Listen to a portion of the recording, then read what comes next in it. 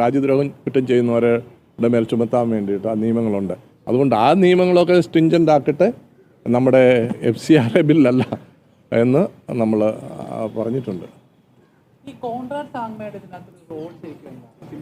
Conrad Sangma ഇതിനകത്ത് ഇടപെട്ടിരിക്കുന്നത് എന്താണെന്ന് ചോദിച്ചു കഴിഞ്ഞാൽ, അദ്ദേഹം ഒന്നാമത് ഒരു കത്തോലിക്കനാണ്, അതായത് ഒരു ഹാർഡ് കോർ കത്തോലിക്കനാണ്.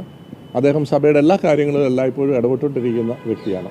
അതാണ് ഈ വിഷയവുമായി ബന്ധപ്പെട്ട് സുരേഷ് ഗോപി ഒരു പ്രതികരണം കേരളത്തിൽ നടത്തുകയുണ്ട്. അത് ശ്രദ്ധയിൽപ്പെട്ടിരുന്നു. ഞാനിങ്ങനെ കേട്ടിരുന്നു. അദ്ദേഹം പറഞ്ഞു, എന്താണ് പറഞ്ഞത്, കള്ളന്മാർക്ക് പേടിക്കേണ്ടത്. അത് ഞാൻ ബഹുമാനപ്പെട്ട MP സുരേഷ് ഗോപിയോട് ചോദിക്കാനായിട്ട് താല്പര്യപ്പെടുകയാണ്. അദ്ദേഹം ഈ കള്ളന്മാർ ആരാന്നുള്ളത് കൃത്യമായിട്ട് പറഞ്ഞിരുന്നത് നന്നായിരുന്നത്. കാരണം എന്നാന്ന് ചോദിച്ചു കഴിഞ്ഞാൽ, എല്ലാ മനുഷ്യരെയും ഒരുമാതിരി സൂചിമുനയിൽ നിർത്തുന്ന കൂട്ട് ഉത്തരം ഇങ്ങനെയുള്ള മറുപടികൾ പറയുന്നത് നമ്മൾ പൊതുജന സമൂഹത്തിന് അല്ലെന്ന് വരില്ല ഈ NGOയിൽ ഈ സാമൂഹ്യ പ്രവർത്തനങ്ങളിൽ ഏർപ്പെട്ടിരിക്കുന്ന ഈ നമ്മുടെ രാജ്യത്തിൻ്റെ അഭിവൃദ്ധിക്ക് വേണ്ടിയിട്ട് പ്രവർത്തിച്ചുകൊണ്ടിരിക്കുന്ന എല്ലാ വ്യക്തികളെയും കള്ളന്മാരാക്കുന്ന ഒരു രീതിയാണത്. അതിനകത്ത് പലരും എന്നോടാണെങ്കിലും പറഞ്ഞിട്ടുണ്ടാകും, നമുക്ക് വളരെയധികം ദുഃഖം ചെലുത്തുന്ന ഒരു കാര്യമാണ്. കള്ളന്മാർക്ക് മാത്രമേ പേടിക്കാനുള്ളൂ.